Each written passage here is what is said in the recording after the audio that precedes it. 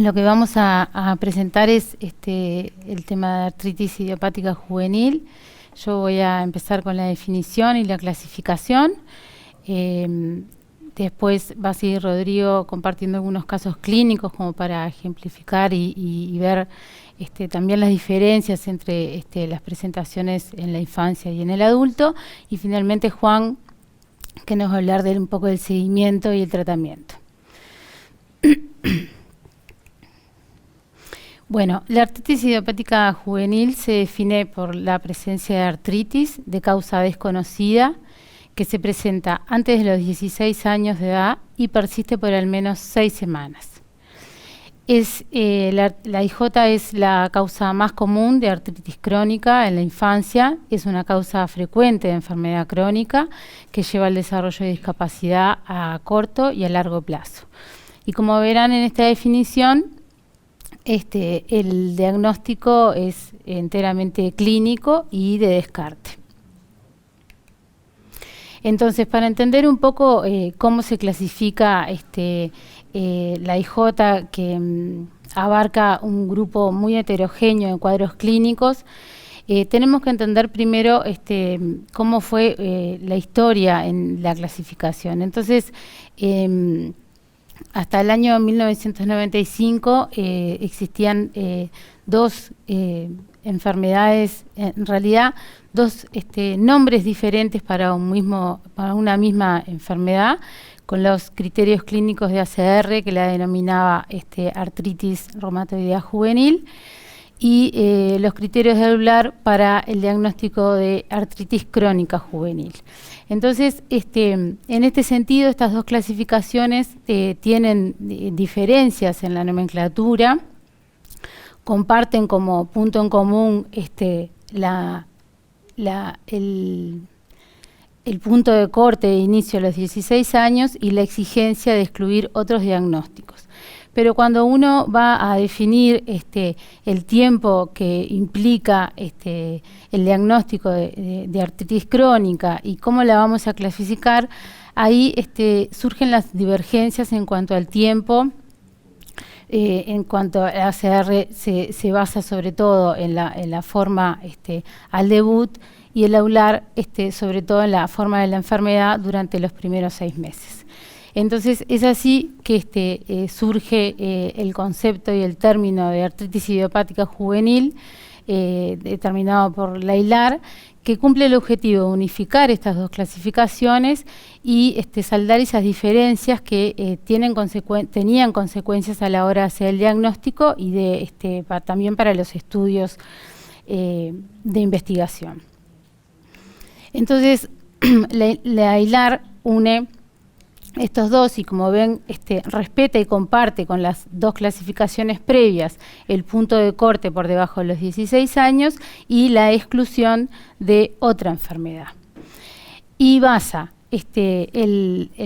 la definición en 6 semanas para la definición de cronicidad, y se va a basar fundamentalmente en cómo se va a comportar la enfermedad durante los primeros 6 meses para clasificarla.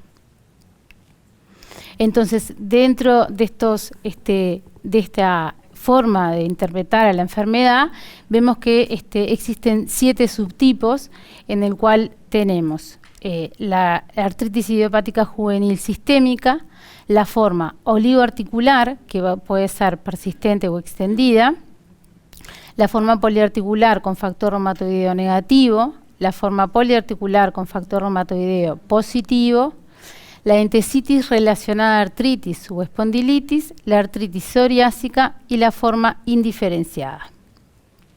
Entonces, para empezar a detallar un poco sobre cada una de ellas, empezamos con la artritis idiopática sistémica, en el cual es característico y es mandatorio la presencia de la fiebre, que es una fiebre de origen desconocido, que se presenta en forma cotidiana por al menos 3 días consecutivos y que ocurre en un periodo de al menos 2 semanas.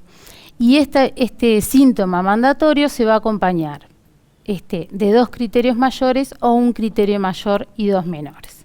Los criterios mayores para la IJ sistémica son la presencia del rash evanescente, la presencia de artritis, Y dentro de los criterios menores, la presencia de adenomegalias generalizadas, hepatoesplenomegalia y esplenomegalia y hepatomegalia. La presencia de serositis, la existencia de artralgias por lo menos 2 semanas de duración en ausencia de artritis y la leucocitosis mayor a 15.000 con predominio de neutrófilos. Todo esto se da habiendo excluido enfermedades infecciosas, neoplásicas y autoinmunes. Y como característica clínica de la fiebre, es una fiebre que se presenta en picos altos, mayor a 39, al menos una vez al día, y que desciende hasta por debajo de 37, se llega a la eutermia del paciente entre los picos, manteniendo un buen estado general entre los episodios febriles. Dentro de la forma oligoarticular, la definición es por la afectación de 4 o menos articulaciones durante los primeros 6 meses de enfermedad y se divide en 2 subgrupos. La forma que es persistentemente oligoarticular, en la que se mantiene el compromiso de 4 o menos articulaciones durante el curso de la enfermedad, y la forma extendida, en la que aumenta el compromiso articular y supera, llegando a 5 o más, luego de los 6 meses iniciales de la enfermedad. ¿Y cómo son las características clínicas habituales de los pacientes que debutan con una IJ oligoarticular? Bueno, en general, las articulaciones comprometidas con frecuencia son las rodillas principalmente, puede haber compromiso de codos, carpos y tobillos. La mayor parte es la afectación de los miembros inferiores y se identifica en este grupo como factor de riesgo para la progresión hacia la poliartritis que exista compromiso de carpos y tobillos. Y como elementos de mal pronóstico se han establecido el aumento de la velocidad de eritrosedimentación al inicio y el compromiso simétrico de la artritis. Esta es una forma muy importante porque es el subtipo más frecuente de la IJ. La presentación de edad habitual es en la infancia temprana, tiene un pico entre los 2 y los 4 años. Y es frecuente la presencia de anticuerpos antinucleares positivos, lo que lleva al paciente a un mayor riesgo de desarrollar uveitis, característicamente uveitis anterior crónica. Esto implica que debemos realizar un seguimiento más reglado con el oftalmólogo y la lámpara de hendidura para detectar esta asociación lesional. Dentro de la artritis idiopática juvenil poliarticular con factor reumatoideo positivo, bueno, esta es la forma que equivale a la artritis reumatoidea del adulto, que comparte con esta forma, con esta enfermedad, tanto la presentación clínica como la presencia de autoanticuerpos y también el pronóstico. Comparten el tipo de afectación y las articulaciones comprometidas, la propensión al desarrollo de nódulos reumatoideos, que en el niño aparece en 1/3 de los casos, con afectación principal de la superficie extensora del codo y los antebrazos, que pueden ser pacientes que presentan erosiones óseas que son de aparición precoz y tiene una edad de comienzo, sobre todo en la infancia tardía y la adolescencia. Y como factores de mal pronóstico en esta forma clínica se encuentran la extensión y la severidad del compromiso articular, la afectación simétrica, la presencia del factor reumatoideo, el compromiso de carpos y caderas y el desarrollo de daño radiológico temprano. Dentro de la forma poliarticular con factor reumatoideo negativo, constituye, como verán, es el 85% de las poliartritis. Por lo tanto, si nosotros pensamos que la forma oligoarticular es la más frecuente y dentro de la poliarticular el 85% son factor reumatoideo negativo, vemos que la mayor parte de los pacientes con AIJ son factor reumatoideo negativo. Son seronegativas, pero siguen siendo una AIJ. Esta forma clínica tiene un pico bifásico de incidencia que se presenta una forma en la infancia temprana con un pico entre el primer y el tercer año de vida y luego en la adolescencia con un franco predominio en el sexo femenino.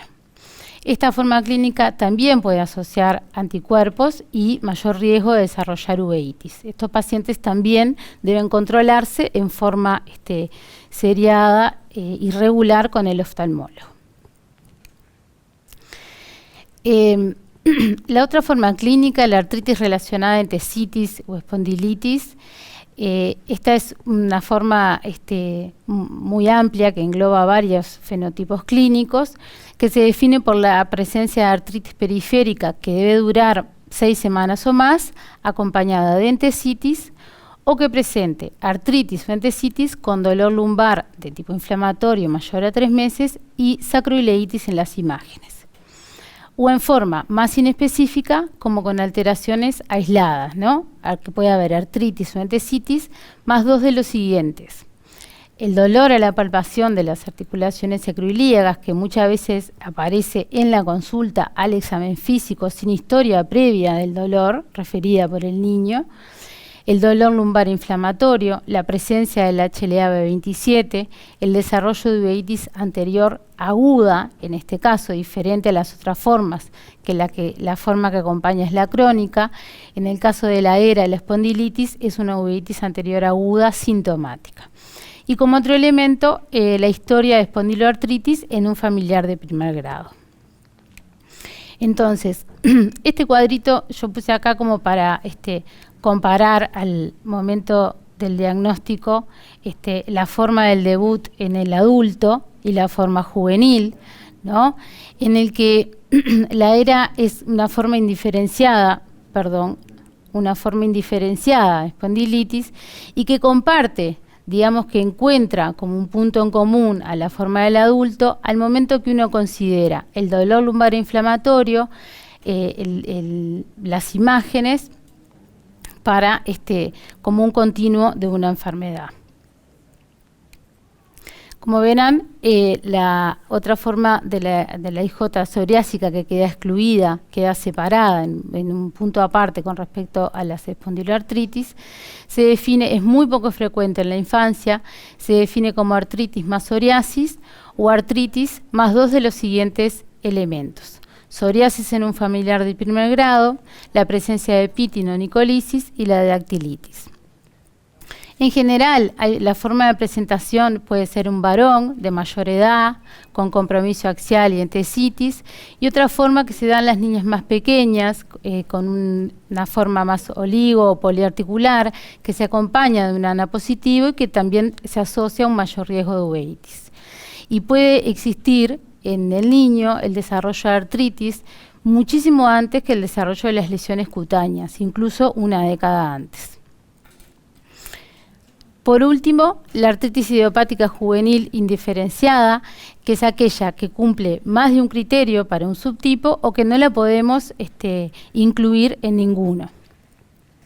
Entonces, en toda esta clasificación que ha servido para unificar criterios, hablar un mismo idioma, también presenta dificultades, ¿no? Entonces, uno de los elementos es que hay muchos pacientes de un porcentaje no despreciable que siguen siendo inclasificables, presenta limitaciones como por ejemplo la positividad del HLA-B27 o la psoriasis, que pueden condicionar al momento de clasificar en forma individual un paciente con características típicas de una enfermedad sistémica o una afectación oligopoliarticular. Y como verán, ninguna de estas formas clínicas comparte nombre con la artritis del adulto. Esto genera un gap, digamos, entre la nomenclatura y tiene consecuencias en cuanto a la asistencia, en la continuidad que uno le va a dar al paciente cuando pasa de la edad pediátrica a la adulto y también a la hora de realizar trabajos de investigación.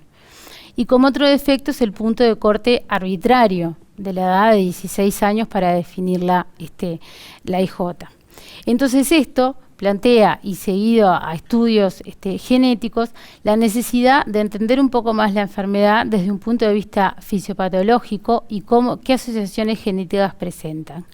Para pasar a una etapa de clasificación más en base al perfil fisiopatológico y no tanto a los fenotipos clínicos. Esto da en general una afectación más de espectro de edades, como que cuestiona la división tan marcada entre niños y adultos, sino que da una afectación en espectro de edades, y además el desarrollo de las imágenes con mayor interés y el uso que pueden colaborar y ayudar al proceso diagnóstico. Entonces, si nosotros entendemos que esa base genética, esas asociaciones genéticas son las que van a determinar las distintas vías patogénicas para cada tipo, yo acá puse en forma como representativa, ¿no? Las moléculas y el tipo de celularidad que implica. No es lo mismo una base que en la que hay inmunocomplejos, cuando hay participación del complemento, la población linfocitaria. Todo eso se da. Son diferentes mecanismos con diferentes blancos terapéuticos, pero que pueden compartir un fenotipo clínico en común. Entonces, como conclusiones, la IJ es una enfermedad de diagnóstico clínico y de descarte. Es un grupo muy heterogéneo, como habrán visto, de cuadros clínicos, que habitualmente se superponen y que los niños tienen la particularidad de ser ambiguos en su forma de presentación. Y lo que les decía recién, que un mismo fenotipo clínico puede responder a diferentes mecanismos patogénicos. Muchas gracias.